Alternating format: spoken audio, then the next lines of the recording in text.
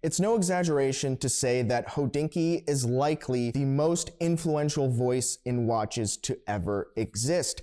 I myself even enjoyed reading the different Hodinkee posts nearly 15 years ago at this point when I started my watch collecting journey, which would ultimately lead to a career in the watch industry, in business and so forth. But I really enjoyed Hodinkee, and I'm sure that you out there as well, especially if you've been around in the watch space for quite some time. But as you've probably seen over the last few years, and especially so ramping up in the last 18 months, Hodinkee has truly become a shell of its former self. No longer is it about just watches. Now it's more of a lifestyle brand. They've started to release blog posts that are just bizarre, like one of the articles that talked about wife swapping. And they've gone a little bit more in that GQ line and no longer about just watches. The readership is going down every month, and the enthusiasts and diehard collectors have truly voiced their opinions on why they no longer associate with Hodinkee. Now, it's incredibly clear to me that Hodinkee is just not doing well. I'll share that this is a bit of speculation, but this is market chatter and from reputable sources, in my opinion, that apparently Hodinkee is truly on the verge of collapse. They've let go of much of their workforce, which they did months and months back, but now this has kind of picked up a little bit more, and there are some very telling signs that the company is floundering and possibly ready to go under. So in this video, I'm going to talk about what happened to Hodinkee, where I think they made some mistakes, and also possibly a little bit of what they could do to save the company, because once again, I started in watches with Hodinkee, and it's always nice to see a comeback story. So let's jump into it. First, let's talk a little about my history with Hodinkee. So Hodinkee launched in about 2008, and so this is when I pretty much got into watches as a collector, and back then you had only a couple of places you could go as a collector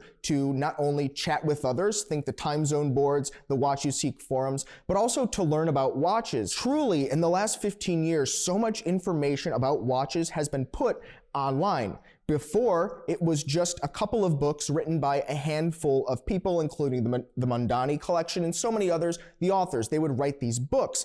But with the internet and sharing and social media, all of that has really propped up the watch market and the hobby, which is awesome. But truly, it started with Hodinkee. And even, one of the first writers, which has become a friend of mine, Eric Wind at Wind Vintage, he was one of the writers that I enjoyed reading some of his articles as well, because it kind of showed you what other collectors were thinking, and this allowed you to kind of bounce off that and develop your own opinions and really truly find the niche in the space that you wanted to collect. And before that, there was really no other way to do it besides in-person meetups, which really also didn't exist at the time. And so over time, Hodinkee grew, added more writers, more blog posts. There were some other blogs that would start up and take up some of the market share, including A Blog to Watch and some others, but truly Hodinkee was the voice. They had the best and the brightest writers and the people that were the most passionate about the hobby and the industry writing for them, and they amassed such a large following, truly providing the framework and foundation for the rest of the industry to build on. But moving into about the year 2020, that's when watches exploded. The Rolex prices went through the roof. Demand was at all-time highs. People were investing in watches, which I don't recommend necessarily. Watch my previous videos on this. But where I'm getting is that in 2020, LVMH buys into Hodinkee. Now, if you're not familiar, LVMH is a luxury goods holding company, own Louis Vuitton, Moet, Hennessy, so many other countless brands, but they also own Tag Heuer, now Zenith, Hublot. They own luxury watch brands. Go figure. They buy into Hodinkee, place an investment, bring some celebrities along with them, and they place corporate people in the company, taking what is originally this kind of enthusiast by collectors for collectors company and media source, and slowly but surely transforming it into more of, in my opinion only, a mouthpiece for corporate interests. Now, that also takes us into the year 2021, where I think was also a pivotal moment for the company and potentially part of their, maybe even causing their downfall. And this is going to be in 2021, Hodinkee bought Crown and Caliber. Crown and Caliber was the largest or at least perceived to be the largest pre-owned watch dealer out there. As Hodinkee wanted to grow, it became very clear that the corporate interests wanted to increase profitability, and you can only sell so many straps. That's what was propping up Hodinkee for the longest time, is advertising among brands. Now LVMH owns part of it, so you have kind of mixed or opposing interests. How can they be taking advertising dollars from Richemont Group, which is a competitor to LVMH, still be partially owned by LVMH? How does that work, right? So they buy Crown and Caliber, they start selling and trading in pre-owned watches, and they try to kind of mix the two companies together. And you saw this with a lot of the different videos they tried, putting the different personalities from the channels together, which ultimately showed that it didn't work because people started leaving the company on both sides, leaving what would be turned it into more of a lifestyle brand. Now, we just talked about how Hodinkee got to where it was, but what is the negatives in this, right? Where did the collectors kind of get rubbed the wrong way? What did I hear? What did I see? And what do I think? That takes us into the content. At the end of the day, they could sell as many watches as they want, or they can attempt to. They can stock it all. They had the funds for it, but their source of leads for people to buy and sell watches with them was their content being the true core of Hodinkee. It started as a blog. It didn't start as a watch trading business. And so the first piece of content that I think really started to hurt them is this wife swapping article. Now, I do want to say it's not just about wife swapping. It's kind of like a passing comment, but I think it really exemplified and showed that maybe the writers at Hodinkee were pretty tone deaf, or they were no longer speaking to their core enthusiasts. Now, if that's something that people out there are into, I get it, whatever. But the reality is it slowly started to come off the tracks as being, hey, we talk about watches, the specs, the releases, the news, and now we're kind of getting into other parts of life and culture, and that's not something that Hodinkee was built on, and you see it in the comment sections. People were really turned off by this. Some people liked it, but largely, my opinion, the enthusiasts didn't like to see this. They wanted watches. That takes us into another video really from the Talking Watches series with Bethany Frankel, and she had some amazing watches. Now, I don't know much about her, but just watching the video, and I have watched the video, it seemed like, you know, she liked watches, but she wasn't a hardcore enthusiast. She was more of a casual buyer, and that is where Hodinkee was going. The casual buyer, the Rolex buyer, the Royal Oak buyer, and less of these enthusiasts looking for the little nuances, which is really the core people that were with them to begin with. And taking us into another style of article that Hodinkee was going on with these things is they would travel around the world and they would take photo shoots outside of, you know, like the Eiffel Tower or the Louvre or something, and they would, you know, put a couple of like gem set Piaget watches there and say, hey, look how cool and fashionable and trendy these are. That's not who was the original reader of Hodinkee. That's the casual buyer, not necessarily the enthusiasts.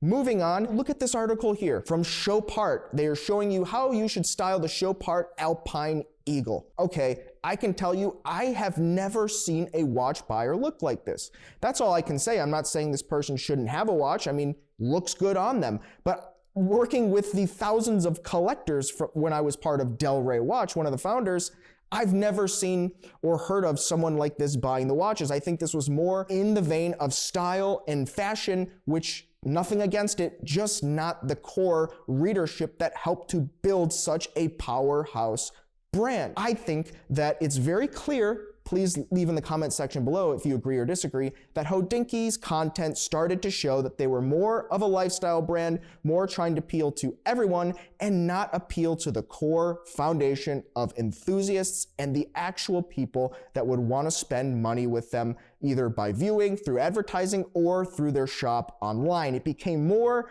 of a highbrow modernist take as opposed to, hey, let's all just talk about the watches. Now, after viewing the types of content they made, I think we can come to a conclusion that there are some clear consequences that Hodinkee has faced because of this. You can see in the comments section on different blog posts that people didn't like the content that was being produced. There had also been, there had been different Instagram accounts that would kind of catch Hodinkee deleting some of the comments. I'm not going to kind of dig into this and point out specific examples, but I do want to mention that this at least was the perception in the watch collecting community, that some collectors would voice their opinions. It would get deleted because they would flag it as being negative, and they would respond saying that they wanted to kind of foster a more positive community. I get that, but you do have to listen to your core readers if you're gonna have a magazine or a blog. And I think it's also very clear that unfortunately Hodinkee has become tarnished by corporate interests. When you take on an investment or an owner, a partner really, of a corporation that has other interests besides, are we writing the articles that people want to read? They could have other interests such as, are we pushing the watches we need to sell? Are we meeting certain types of corporate initiatives? Are we doing the things that help us as a corporation as opposed to offering the readers what they want? That begs this question of, when they started putting in people into specific decision-making roles inside of Hodinkee, did it really make sense? Were they watch enthusiasts? Were they watch guys or girls? No. If you look at some of the people they placed, maybe they didn't have the most watch industry experience, or they came from other places in associated industries, but they didn't understand how the watch community works. And that took us into a spot with the Crown and Caliber and the pre-owned watches where Hodinkee really was able to kind of drive pre-owned sales and new watch sales as well, to kind of keep the company moving forward and not have to rely on advertising dollars or partnerships.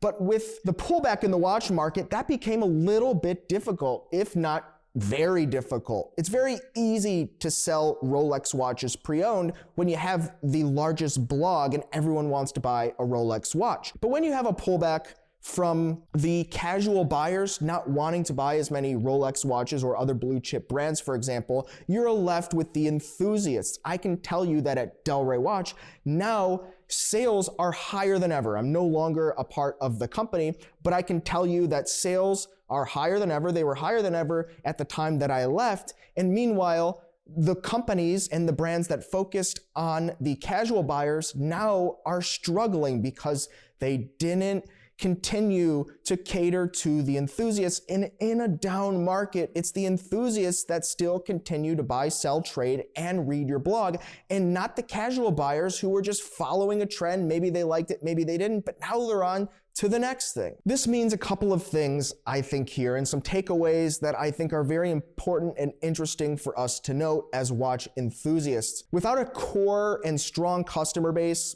a company just can't survive, especially in a down market or when things get a little bit difficult, or at least not as easy as they were before. A company needs their most loyal people to support them through those times. And if you ignore those people, or if you truly stop caring about them in lieu or in favor of some other corporate interest, that's gonna hurt when things pull back. And that's what we see happening with Hodinkee. Now, we saw another company, Rolex, right?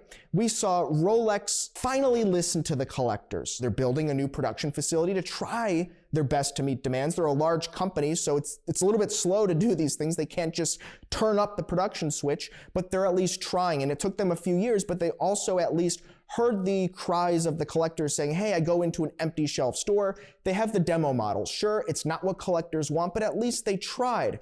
And I think that's an important thing to consider here, is that now we see Hodinkee, they're coming out with articles. Go to their website, check it out. They are trying to come back from a place that they probably shouldn't have been in, and maybe they realized it a little bit too late, but I truly do hope that Hodinkee is able to once again recapture the minds and hearts of collectors, because I really love a good comeback story. It helped me to start out my watch collecting experience, and probably so many of you out there as well. So I'm very hopeful and optimistic for Hodinkee, but only time will tell what happens with the company. So guys, let me know what you think in the comments below. I did want to hear what you have to say about this, because once again, this was always based on the collectors, and I think it goes to show, don't ignore the collectors. We have a very strong community out here, and when times are tough, We're in this together, and we support those that support us when they don't need us. Thanks again, guys. We'll see you next time. You've been chatting with John P.